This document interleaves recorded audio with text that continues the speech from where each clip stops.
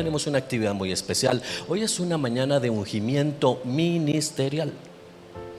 Y es la segunda vez que lo hacemos. Es la segunda vez que lo hacemos en esta casa, como ungimiento ministerial. Y mientras usted busca Efesios capítulo 4, me uno al llamado de la profeta en esta mañana a no claudicar, a no bajar las armas de nuestra fe, mantenernos firmes en el congregarnos, en el estar presentes, ser cuerpo. Estos días son sumamente violentos espiritualmente hablando. Cuando digo estos días no me refiero a propiamente esta semana, me refiero a este tiempo, estas temporadas en las que estamos. Y cuando usted vaya conmigo en el estudio del Apocalipsis y veamos la iglesia de la Odisea, se va a dar cuenta por qué cuesta tanto, porque es tan complicado. Amén. Dice Efesios capítulo 4 del verso 11 al 15, estoy en la traducción viviente.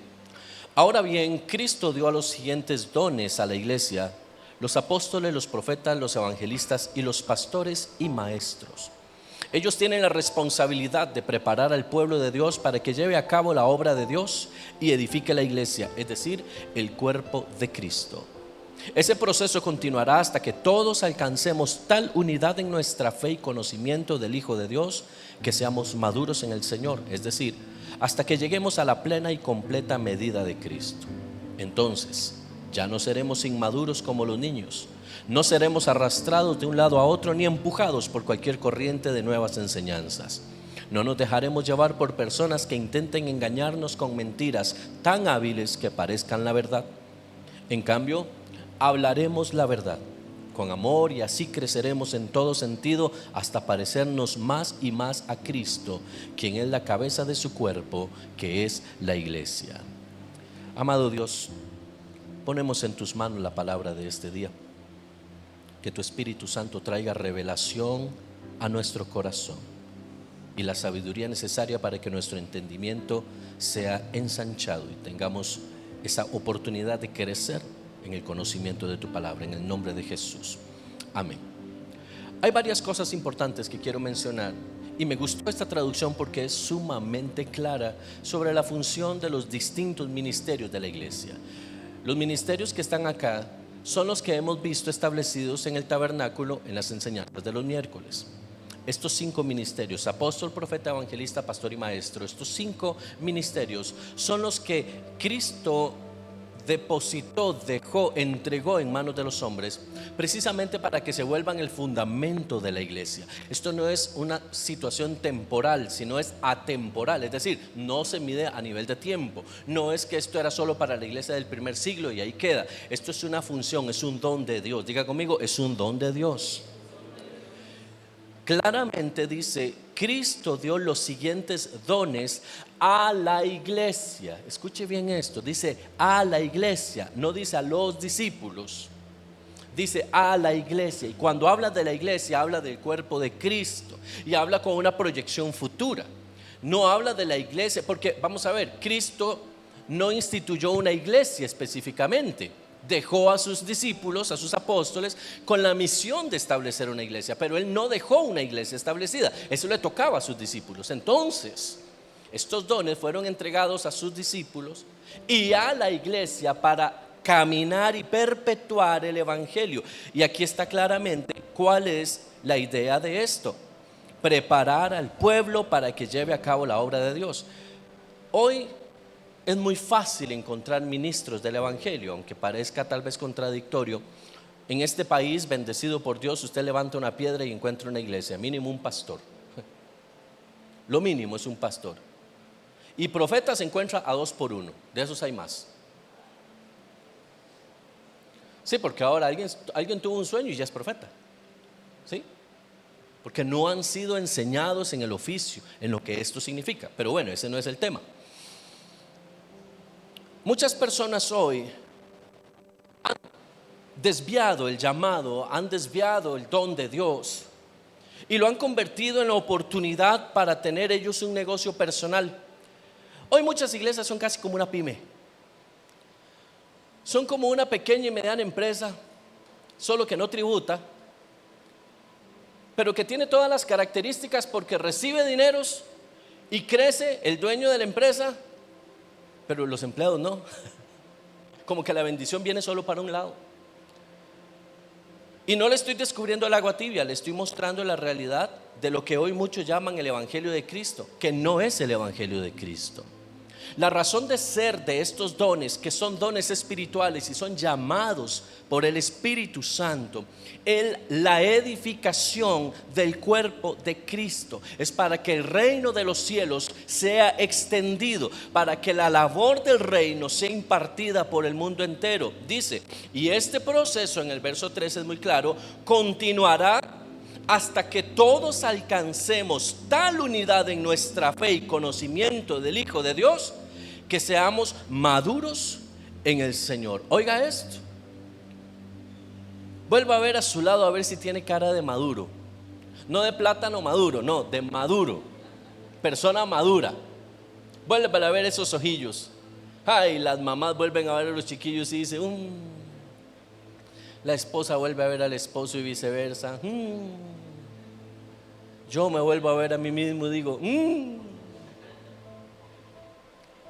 Esto permanecerá hasta que el cuerpo sea maduro en el Señor, no en edad, en el Señor.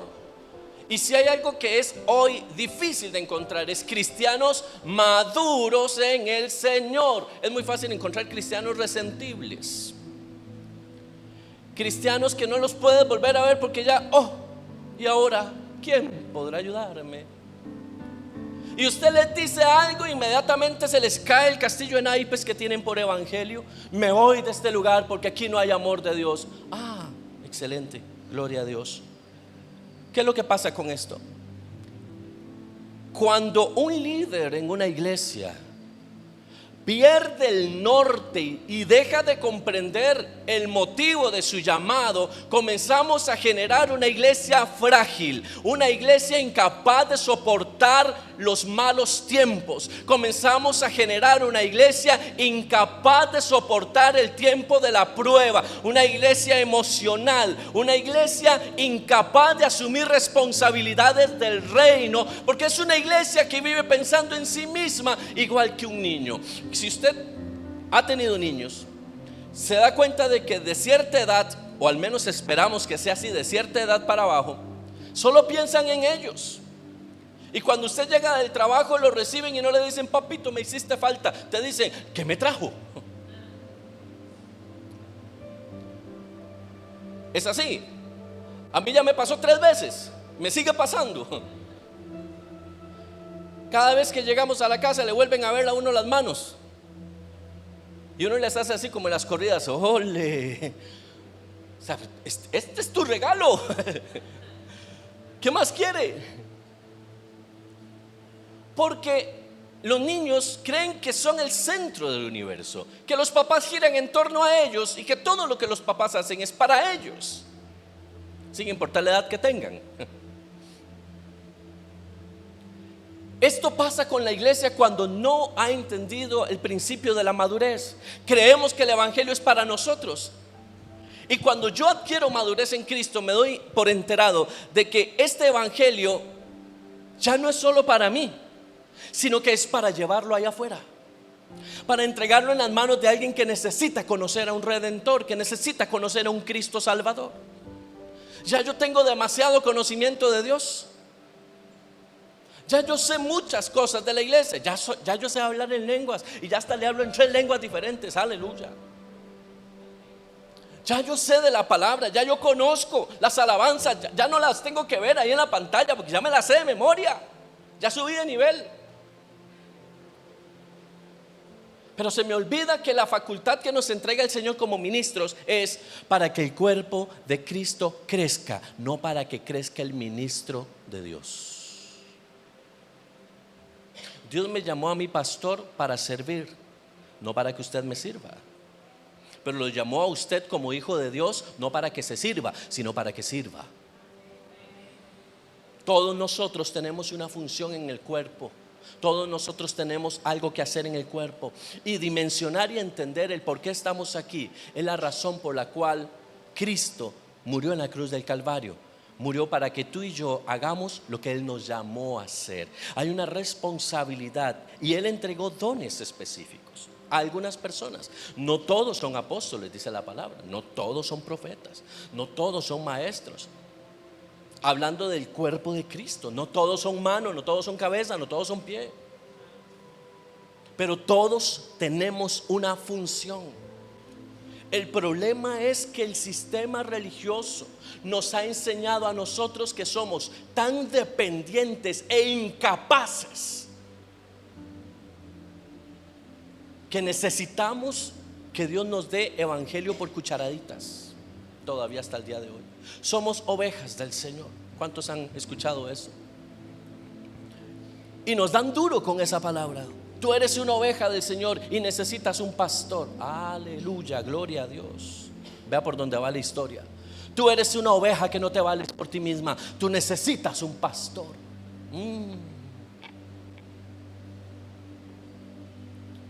¿Y sabe usted para qué es el pastor? Para que te convierta en hijo y dejes de ser oveja. Para que te convierta en hijo y dejes de ser oveja. Para eso es el pastor. Porque hay personas, mi hermano, que usted puede pasar la vida entera pastoreándolos. Y qué cabras que son.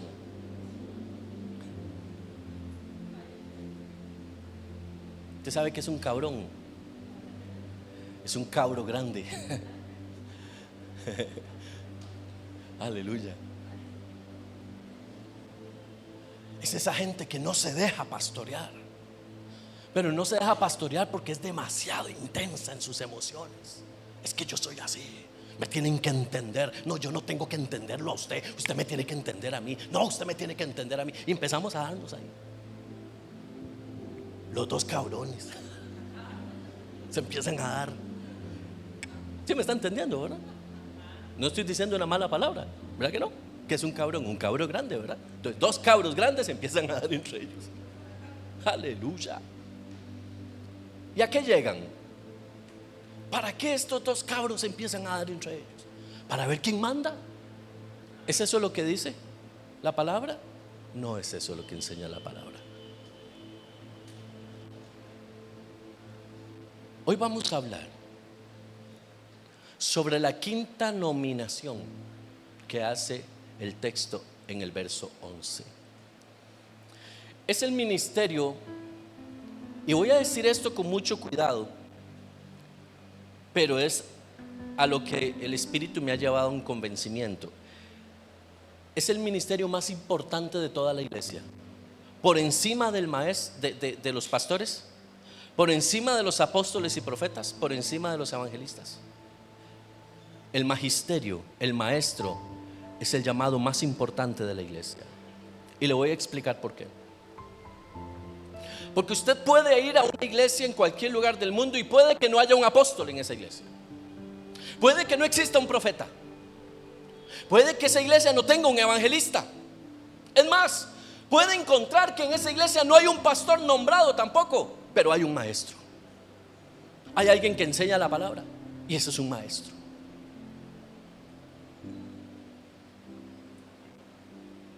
Cuando Jesús se denomina yo soy el buen pastor, habla de una función específica y es la de poder atraer las personas a un lugar para poder enseñarles. Es decir, escuche esto, es la razón por la que aparece la palabra pastor y maestro, porque es indisoluble, no se puede separar. El pastor tiene la gente, atrae a las personas, las tiene en un lugar para comenzar a instruirlas, comenzar a enseñarles. Es decir, el pastor atrae, pero a la vez se pone el manto de maestro y comienza un proceso de enseñanza. El maestro es es el llamado que menos escucha usted en una iglesia. No hay personas ungidas como maestros. Todo el mundo se pelea por ser ungido profeta, como que si fuera la gran ganga, ¿verdad? Todo el mundo quiere ser profeta y algunos se agarran con otros por ser pastores. El paz de jóvenes, aleluya. El paz de alabanza. El paz de los baños. El pastor de ornato y aseo. Porque ahora, mi hermano, a cualquiera se le unge pastor. ¿Usted qué hace? Y tiene mucho tiempo de hacerlo. Ah, no, papito, usted es pastor. Vamos a ungir a Joxan pastor, pastor de la pulpería, porque tiene mucho rato de hacerlo. ¿Me explico? Y tal vez usted dirá, ay, paz, no exagere. No, no es que exagero. Es que usted tiene que ir a ciertos lugares para darse cuenta, mi hermano, que de veras a usted hay más caciques que indios en esas iglesias. Y no estoy en contra de eso. Si tienen el llamado, gloria a Dios. El problema es que el llamado tiene fruto. No es un título que a usted le dan, es un fruto. Y el Espíritu Santo le da a cada uno conforme Él quiere, dice la palabra. Y por su fruto serás conocido. Y hoy vamos a ungir en esta mañana al maestro Giovanni Artavia. Ya el Espíritu Santo ha dado más que el criterio y ha avalado su ungimiento. Vamos a ungir el primer maestro de Casa Sembradores como maestro. Usted le puede decir maestro, le puede decir maestro. El longaniza no le va a quedar, pero ahí usted se busca uno. Teacher, no le diga mae, termine la palabra, dígale maestro. ¿Me explico? Porque es una función del reino. Es una función del reino. Ahora quiero hablarle un poquito de este ministerio rápidamente. El que sea el último en el orden de impartición no significa para nada que sea el menos importante. Hoy, y esto lo decía el evangelista Billy Graham, y quiero leerlo textual para usted. Él decía: una de las grandes necesidades de la iglesia en la hora actual es de más maestros de la Biblia. Hoy tenemos demasiados pastores que enseñan lo que sienten, lo que creen que la iglesia necesita, y dentro del marco de lo que ellos dicen que la iglesia necesita, realmente lo que ellos quieren enseñar. Porque difícilmente hoy usted escucha una prédica de Biblia abierta. ¿Alguien me está escuchando acá? Difícilmente usted escucha hoy una prédica de Biblia abierta, donde te suelten palabra, donde te hablen versículos de la Biblia. No, ahora todo es un sentir. Ahora todo es una revelación, es un sueño. Es que yo tuve un sueño, es que Dios me habló y me dijo un día mientras yo venía en el bus. ¿Me doy a entender? Es la palabra que usted encuentra hoy. Necesitamos maestros de la palabra, maestros de la Biblia. Tenemos que volver a los rudimentos, pero los rudimentos de la palabra de Dios, no de los protocolos, sino de la palabra. Tenemos que volver a la Biblia, tenemos que volver a poner fundamento. La función principal del maestro es poner fundamentos de la palabra. Al igual que un apóstol pone fundamento de la palabra, el maestro pone fundamento de la palabra en el corazón de las personas. El maestro tiene la responsabilidad de leer la Biblia muchas más veces que cualquier otra persona en la iglesia, porque tiene que saber de qué está hablando.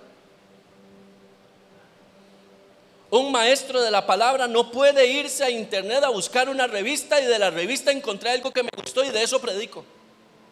Tiene que ir a la palabra, a la Biblia, a la base fundamental de todas las cosas. ¿Qué dice la Biblia? Y sobre eso edifico el edificio que quiero mostrar. Pero tiene que haber una verdad absoluta, y esa verdad absoluta es Cristo, y Cristo es la palabra. Hay que ir a la palabra. Tiene que haber profundidad en su enseñanza.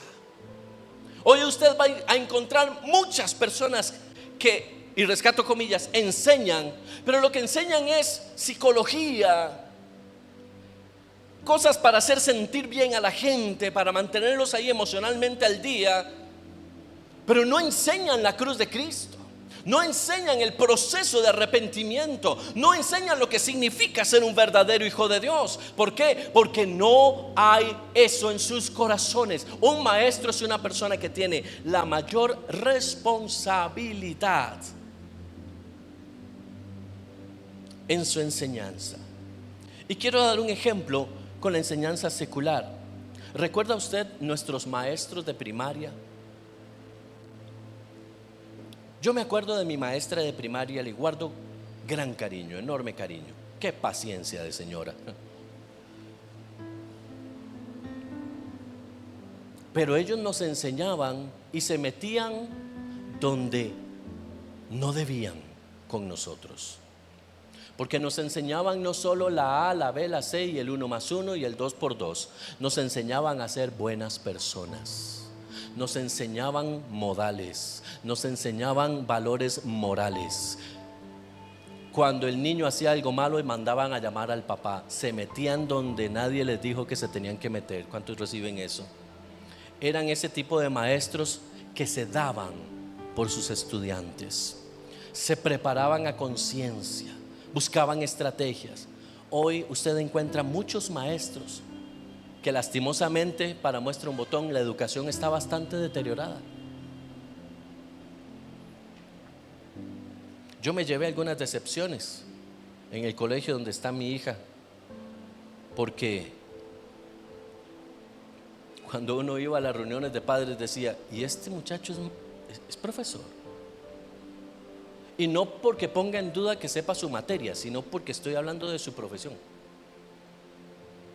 Porque yo puedo graduarme como profesor y no ser profesor. Yo puedo graduarme como médico y no servir para ser médico. Yo puedo graduarme para pastor y no servir para ser pastor. Simplemente quise ser pastor. ¿Me doy a entender? Yo puedo ejercer lo que yo quiera, pero no necesariamente en mí está la esencia de serlo. Antes había una esencia y eso se ha perdido hoy. Por supuesto no en totalidad, pero sí en una parte muy alta. ¿Ah? La vocación, gracias, la vocación. Necesitamos hoy rescatar al maestro de la palabra. Rescatar esas personas que sacan el tiempo para que usted y yo crezcamos. Y esta es la diferencia entre el maestro de la palabra y el maestro secular de cualquier área del conocimiento. No solamente el maestro de la palabra nos enseña para ser entrenados en el conocimiento y tener más sabiduría y aprender más cosas, sino que toca nuestro espíritu a través de la revelación de la palabra. La persona que enseña la palabra tiene la responsabilidad de Dios de recibir un mensaje y transcribirlo tal cual le fue entregado. No puede darle espacios, puntos o comas. No se trata de lo que yo siento, se trata de lo que Dios quiere que se diga. Cuando Dios le hablaba a los profetas, era usual que dijera: escribe tal cual estás escuchando lo que estoy diciendo. Y el profeta decía: así dice el Señor. Le gustara a quien le gustara, pero así dice el Señor. Claro, por supuesto, es muy fácil recibir esa palabra cuando lo que estoy recibiendo me gusta. Vas a ir a las naciones. No, hombre, sí, claro, ¿cómo no voy a recibir esa palabra? Dios te va a prosperar, aleluya, por supuesto que sí. Bueno, pero el maestro, después de que usted recibe una palabra así, te va a llamar y te va a decir: ¿quiere que eso se cumpla? Amén, venga para enseñarle. Y comienza el proceso. ¿Sabe cómo se puede comparar un maestro? Tal vez hoy no, ahora es más difícil de ver, pero ¿recuerda usted los copos de antes? Los granizados. ¿Cómo se hacían los granizados de antes? Qué rico un granizado hoy, ¿verdad? Aleluya. Alguien con carro que vaya a traer una maqueta de hielo. ¿Cómo se hacían los granizados de antes? ¿Qué se necesitaba para hacer un granizado? ¿Qué se ocupaba para hacer un granizado? El hielo, por supuesto, la materia prima, el hielo. Ajá, un cepillito, ¿verdad? De metal. Había de varios tipos. Después se hicieron unos más modernos, pero había uno que cepillaba y se abría y con la mano, ¿verdad? Y esa mano, quién sabe por dónde había pasado, pero el copo sabía tan rico, ¿verdad? Ahora le hubieran echado una demanda y el Ministerio de Salud, pero es que antes sabían tan rico. Y usted los veía que cogían el copo y después hacían así y seguía echando el copo. Y uno ni se fijaba en eso. Y uno decía: me sabe como amargo. Que está rico, dice. Como acidito, dice. Es que es de limón. Como dicen por ahí, con sabor a mí. Y ese copo y lo hacían y lo ponían. Pero a lo que quiero es, para que hubiera un granizado delicioso, con lechita, con su sirope, con todo, ¿qué le pasaba a la maqueta?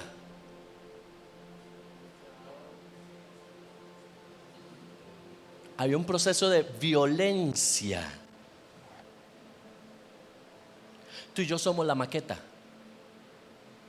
el maestro de la raspadora. El verdadero maestro de la palabra es como una raspadora en una maqueta de hielo. El verdadero ministro del evangelio es como una raspadora en una maqueta de hielo. Un buen apóstol, una raspadora en la maqueta de hielo. Un buen profeta, una raspadora en la maqueta de hielo. Esa es la función. Es raspar, es quitar, es gastar. Pero no porque se me antoja, es a la luz de la palabra, lo que la palabra me enseña. Y hoy es más difícil, créame, se lo digo por experiencia, hoy es más difícil enseñar la palabra que hace 30 años atrás. Hace 30 años la gente andaba receptiva con la palabra. Hoy todo el mundo duda de la palabra. Hoy en este país tanto se sabe de la Biblia ahora que ya la gente se queda, no sé, déjeme pensarlo. Porque saben de la Biblia. La gente sabe mucho, pero a la vez no saben nada. Porque son sabios en su propio conocimiento y necesitamos que el Espíritu Santo sea el que nos dé la plenitud. Escuche esto, el ministerio magisterial es el llamado por Dios a enseñar. Es la persona que instruye, que imparte verdades bíblicas al pueblo. Y yo quiero ser muy enfático en esto: verdades bíblicas.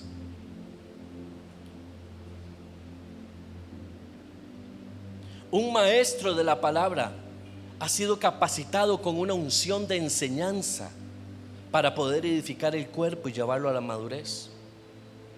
Hay un manto. Usted sabe cuando hay un maestro porque usted lo oye hablando y usted dice: este es un maestro.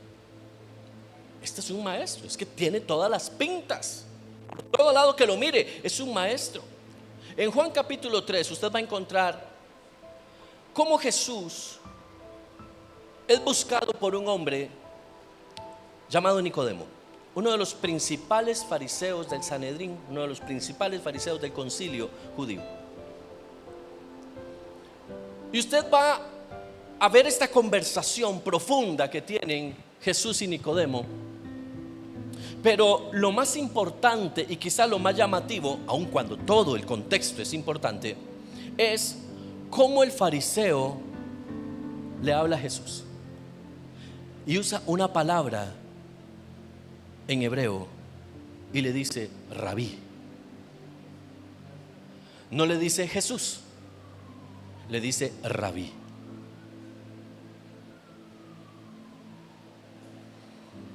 La traducción para nosotros de rabí es maestro, pero yo quiero que usted me capte aquí. Un fariseo, un doctor de la ley, un hombre entrenado por años en las mejores escuelas del tiempo antiguo como Nicodemo, créame que no llamaba rabí a nadie si no reconociera su autoridad. Porque la palabra rabí no solamente hacía mención a alguien que supiera de la materia, sino que tuviera la autoridad para hablar de lo que está diciendo. Es decir, era una persona autorizada, aún por el mismo concilio, para enseñar la palabra. Yo quiero que usted me comprenda esto. En el tiempo antiguo, la palabra se enseñaba en las sinagogas, ¿sí? Usted lo va a encontrar, dice que Jesús cada Shabbat se dirigía a la sinagoga y ahí estaba. Recibía, enseñaba, esa era la dinámica. Pero enseñaba también en otros momentos. Pero en el antiguo Israel no se permitía que cualquier persona enseñara. No es como ahora, mi hermano, que si usted quiere salir con una Biblia e irse al parque, usted hace una prédica. No es como ahora. Los únicos que podían enseñar eran los que tenían ese reconocimiento de parte del concilio de Israel, porque de lo contrario podrían ser denominados herejes. Era una profesión de un círculo limitado. Y Jesús venía de una maravillosa escuela. Es decir, oiga esto, Jesús, usted encuentra que él enseñaba en las sinagogas. ¿Dónde enseñaba? ¿Quién enseñaba en las sinagogas? Los fariseos reconocían el llamado de Jesús como maestro de la palabra. Jesús no era cualquier persona, mi hermano. Saque eso de su mente. Es que nos han enseñado tanto tiempo de que Jesús era ahí un pobrecito, ¿verdad? Que desde que nació pobre. No, Jesús era un maestro reconocido, autorizado y legalmente reconocido como maestro de la palabra. Todo el concilio lo reconocía como tal. Porque si no hubiese sido así, desde la primera prédica, Jesús es muerto. Recuerde usted la primera enseñanza de Jesús: toma el libro y abre el rollo de Isaías. Porque el Espíritu de Jehová el Señor está sobre mí y me ha ungido. Y comienza a hablar sobre eso. Y dice: esta palabra se ha cumplido delante de tus ojos. Y lo sacaron para matarlo, pero no pudieron matarlo. Y de ahí siguió enseñando en la sinagoga. No cualquiera enseñaba en la sinagoga. No es como hoy que cualquiera enseña en una iglesia. Perdón que diga eso, pero es la realidad. Hoy cualquier persona predica en una iglesia. Por eso escuchamos cualquier barbaridad en los altares. Y un montón de gente que les gusta seguir ese tipo de personas, preparados en la palabra. Jesús se preparó en la palabra, pasó muchos años estudiando. ¿Sabe por qué? Porque para predicar la palabra y enseñarla se necesita estar legalizado delante de Dios. ¿Por qué? Porque Dios demanda el uso que hagamos de esa palabra. ¿Sabe cómo se llama eso? Temor de Dios. Yo no puedo usar la Biblia para predicar lo que a mí me da la gana, lo que yo quiero, lo que yo siento. Yo tengo que enseñar lo que Cristo dejó en esa escritura, lo que el Padre reveló en esta Biblia. Es lo que yo tengo que interpretar para darle a la iglesia. Esto no es un asunto antojadizo, porque de todo lo que yo enseñe, para lo que yo use esta escritura, el Padre mañana me va a llamar a cuentas y me va a decir: usaste mi palabra, ¿para qué la usaste? Vamos a hacer un recuento. ¿Para qué usaste mi palabra? ¿Para el reino y la edificación del cuerpo de Cristo? ¿O para crecer tú y los tuyos? ¿Para qué usaste tú la palabra? Vea la responsabilidad que tiene un maestro. Un maestro siempre tendrá a cuestas la responsabilidad del uso de la palabra que se le entrega. Yo creo que ya el maestro Giovanni está diciendo así como: Paz, pero usted no me dijo, esto no lo habíamos hablado antes. Si quiere yo le ayudo los miércoles, dice, pero hasta ahí. Son las condiciones que debemos tener claras. Pero yo ahorita le suelto una bomba, diga: Paz, suélteme la bomba. Así como con miedillo, era como: ok, bomba. Este título de rabí solamente lo ostentaba alguien instruido, autorizado y reconocido por el concilio de Israel. Y Nicodemo, cuando se presenta ante Jesús, le dice: Maestro, reconozco tu ministerio, reconozco que estás autorizado para hablarme lo que me vas a hablar, y vengo a buscarte a ti para aprender de lo que tienes que decirme. Gloria a Dios. Y comienza la interpelación entre ellos. Pero bueno, Jesús magnificó este ministerio comisionando a sus discípulos para que fueran a todo el mundo y doctrinaran, enseñaran con profundidad a todas las naciones, para que guardaran todas las cosas que les había mandado. Vea lo que dice Mateo 28, búsquelo por favor. Es el último versículo de Mateo. Recuerde que hemos hablado que Mateo nos muestra al Señor Jesús como ¿qué? Como rey de reyes, la realeza del Señor. La vemos en Mateo, es el libro que más habla del reino, ¿cierto? Ahora vea cómo dice el versículo 19 y el 20 en la traducción viviente. Por lo tanto, dice: vayan y hagan discípulos de todas las naciones, bautizándolos en el nombre del Padre y del Hijo y del Espíritu Santo. ¿Qué dice el verso 20? Enseñen. No dice prediquen, dice enseñen.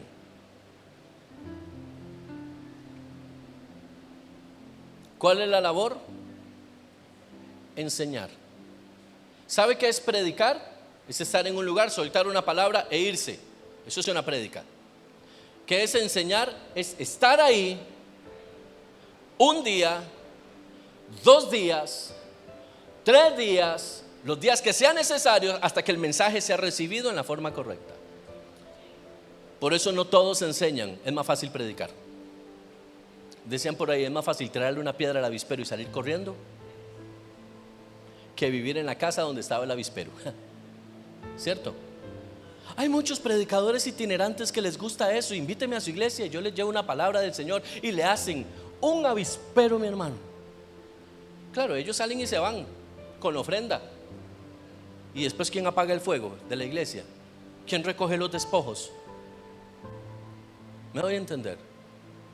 Hemos irresponsabilizado. El evangelio ha caído en manos de gente irresponsable. Perdón, pero es la realidad. Y usted lo encuentra, lastimosamente, mi amado, usted lo encuentra esto en todas las profesiones existentes en el mundo entero.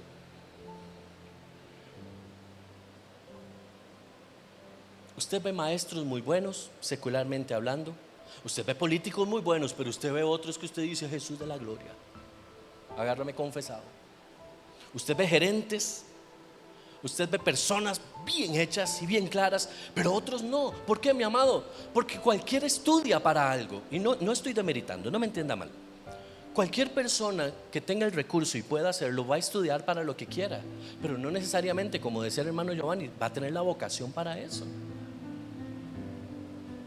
¿Cuándo usted se da cuenta si tiene vocación? Cuando vengan las cosas difíciles. Ok, va a aguantar, va a soportar, va a seguir adelante, se va a preparar, va a estar ahí cuando las cosas no sean fáciles. Eso es vocación. Y hay muchos que aprenden una profesión y se vuelven maestros de esa profesión. Yo me topé durante toda mi vida muchísimas personas que se sentaron a la par mía y se volvieron mis maestros de muchas cosas. Yo siempre he contado esta anécdota. Yo tuve un maestro de música impresionante y maravilloso, y él ya no está con nosotros, ya él partió, no sé para dónde, pero ya él partió. Era liguista, no le doy mucho ahí, pero se fue. Lo llamó el Señor a su presencia. Y la forma en la que él enseñó, las regañadas que él me pegó, mire, usted no sabe. Oiga, yo me jalé una torta con ese hombre. Me prestó una guitarra de madera, pero madera fina.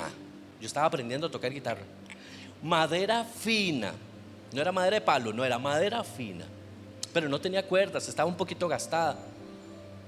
Y me dice: te voy a prestar esta guitarra para que aprendas, ponerle cuerdas y listo, me la llevo yo para mi casa. Papi, vea lo que me dio el profe. ¿Y qué va a hacer con esa guitarra? Hay que ponerle cuerdas, pero es que yo la veo tan fea. No ve cómo está, la pintura toda quebrada y un poquito gastada. Oiga, nos fuimos para una tienda donde reparaban guitarras. La cara que hace, él sabe. Y no lo canso con el cuento, mi hermano. Entregamos la guitarra y me vine con una guitarra nueva. Aleluya. Yo venía, pero era motivadísimo con la guitarra que está hoy en la casa. Y llego yo al cole con la guitarra nueva. Profe, mire la guitarra, y se queda así. Ya cuando yo le vi la cara dije yo: hasta aquí me la prestó Dios. Viera la gritada que me dio ese hombre. Y no se cansó, viera la gritada que le dio mi papá. Al final, ¿qué podíamos hacer? Ya mi papá le dio una plata porque la guitarra tenía su costo. Pero era un hombre apasionado con lo que hacía y se gastaba con el que quería aprender. Se gastaba con el que quería aprender. Por eso yo soy como soy en música. Vea, le voy a soltar una bomba. Ser músico no es para gente cobarde.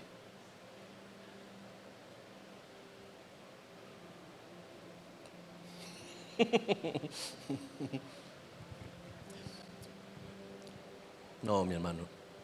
Cualquiera toca, pero no cualquiera toca. Amén. Y yo aprendí, porque él se invirtió. Un maestro tiene que invertirse, tiene que gastarse. Pero le voy a dar una revelación que algunos conocen y tal vez otros no. En el hebreo, este texto, cuando dice hagan discípulos, No dice necesariamente hagan discípulos como la palabra en sí, discípulos. Dice, hagan hijos estudiantes. Póngame atención. ¿Sabe qué es un hijo estudiante? Un hijo estudiante difiere de un estudiante normal, porque en la antigüedad los hijos estudiantes se sentaban a los pies del maestro, no a interpelar con él, sino a recibir lo que él les estaba entregando. Es decir, la forma en la que ellos enseñaban era el maestro sentado, y a los pies del maestro estaban todos los demás que estaban recibiendo la palabra. Esa era la escuela hebrea, la que enseñaba a los hijos estudiantes. Es muy diferente a la escuela griega, donde todos se peleaban entre ellos para saber quién sabe más. ¿Me sigue acá? La escuela griega es una escuela de filosofía, de conocimiento, de incremento del conocimiento humano. Y si no estoy de acuerdo contigo, te voy a decir por qué no estoy de acuerdo. Bajo mi criterio, la escuela hebrea te enseña: siéntate y aprende, aunque sepas, aprende. ¿Qué escuela predomina hoy en ti? Nicodemo era maestro de maestros. Altísimo rango tenía Nicodemo. Era un hombre honrado dentro del concilio judío, y se postró a los pies del amado, a los pies del rabí, a los pies del maestro, y le dijo: enséñame. Y Jesús le dijo: es necesario que nazcas de nuevo. Y él le dijo: no entiendo de qué me estás hablando, explícame por favor. ¿Me doy a entender? Y le dijo: yo sé que yo no puedo venir al vientre de mi madre y entrar de nuevo. No es de eso de lo que te estoy hablando. Y comienza a hablar con Nicodemo, y Nicodemo comienza a aprender. Hay algunos que dicen, y esto es una interpretación, no lo dé por sentado, es una interpretación, que Nicodemo, después de la muerte de Jesús, se vuelve discípulo de Cristo y maestro de la enseñanza de Cristo. Pero eso usted lo va a encontrar en otros escritos. No lo va a encontrar en la palabra, porque ahí no está. ¿Qué quiero decir con esto? Un maestro va a calar profundo en el corazón de un estudiante si este estudiante decide convertirse en su hijo. Yo tengo entrañables recuerdos de mis maestros de escuela dominical. ¿Cómo amaba yo la escuela dominical? ¿Cómo me gustaba aprender de la palabra? Que alguien se sentara y te enseñara. Claro, quedaba uno así, ¿verdad? Como pochimbol. Pero qué lindo cuando alguien saca el tiempo y te enseña la palabra de Dios. Un maestro tiene el llamado para eso. Dice la palabra en Hechos 5:42 que todos los días en el templo y en las casas los apóstoles no cesaban de enseñar y predicar a Jesucristo. Todos los días un maestro enseña. Y esto no solamente bajo el llamado ministerial del magisterio. Los maestros de escuela dominical hoy están sembrando una semilla en el corazón de nuestros hijos. Y tal vez, le voy a ser honesto, los chicos no se van a acordar de lo que usted les dijo, se van a acordar de usted. Tal vez no se van a acordar de nada de lo que usted les contó, pero de usted sí se van a acordar. Y van a decir: ay, la maestra aquella que tuve. De vez en cuando había que estarle juntando los tornillos, pero qué buena maestra era. Nos quería tanto. Cuando un maestro tiene vocación, cala profundo en el corazón de sus estudiantes. La tarea del maestro es enseñar con denuedo, paciencia, sabiduría, madurez y revelación la palabra de Dios y el reino de los cielos.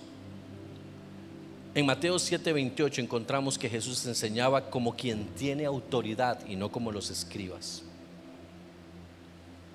El maestro no solo es alguien que enseña meramente desde la perspectiva del intelecto, sino que lo hace desde la revelación del Espíritu Santo.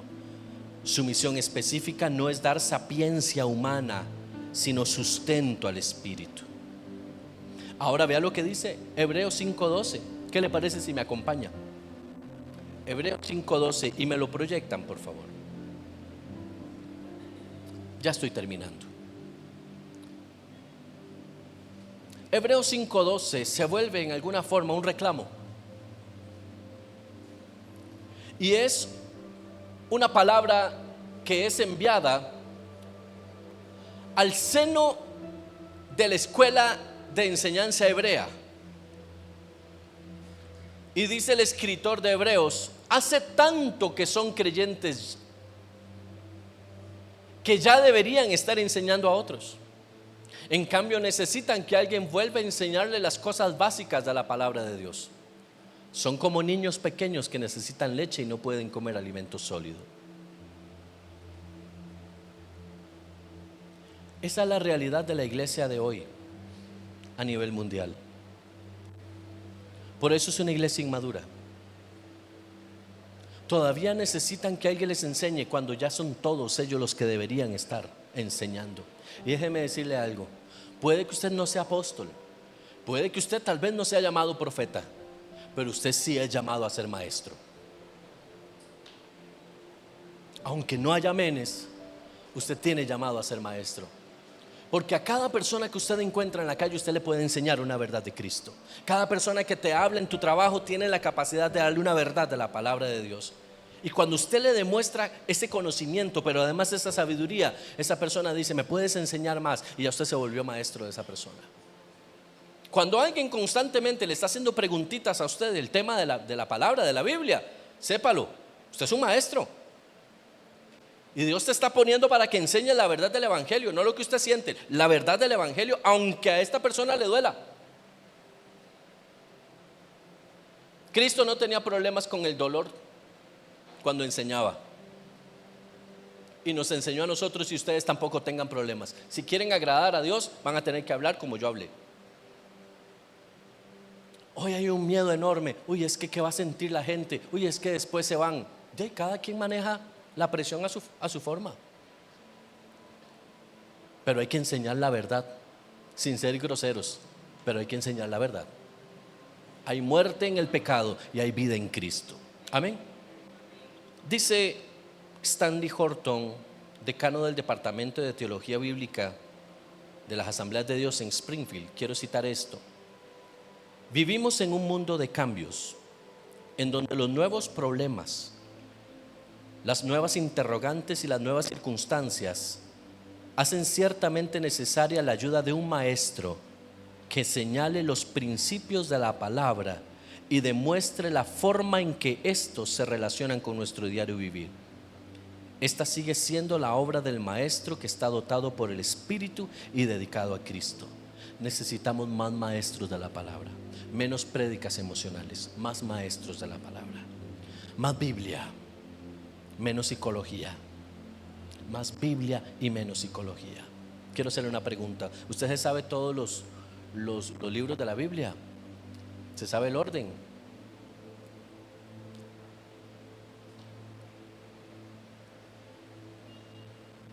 Usted dirá: pastor, ¿y eso por qué es relevante? Viera qué necesario es cuando lo ponen a uno a buscar después. Es que, bueno, antes la Biblia era de papel. ¿Usted se acuerda qué es eso, el papel? Es que ahora todo es electrónico. Yo soy más a la antigua. De hecho, hoy ando con esto fue porque ayer se fue la luz acá y no pude imprimir. Yo soy de papel. Papel yo lo rayo, le pongo anotaciones, le hago inclusiones. Y ya salen los tecnólogos diciendo: sí, pero esta también. Sí, pero no es lo mismo. No es igual. Si Dios hubiera querido que hubiera tablet, en las cuevas de Qumran no hubieran aparecido rollos, hubieran aparecido tarjetas SD. No, eso es una broma. Tenemos que volver a los rudimentos de la palabra. El mundo necesita maestros. ¿Sabe? Un maestro es alguien que se sienta ahí en una de esas mesitas del parque y comienza a enseñarle a otro el evangelio, y ese otro trae a otro para aprender, y ese otro trae a otro para aprender, y cuando se da cuenta tiene una escuela improvisada del evangelio de Cristo. Usted no necesita pedirle permiso a nadie para enseñarle a alguien del evangelio. Lo que tiene que tener es temor de Dios para saber que lo que está enseñando es la Biblia. Roy Stedman, reconocido pastor estadounidense, dice: es posible que un cristiano tenga el talento para enseñar, pero que no tenga el don espiritual de la enseñanza.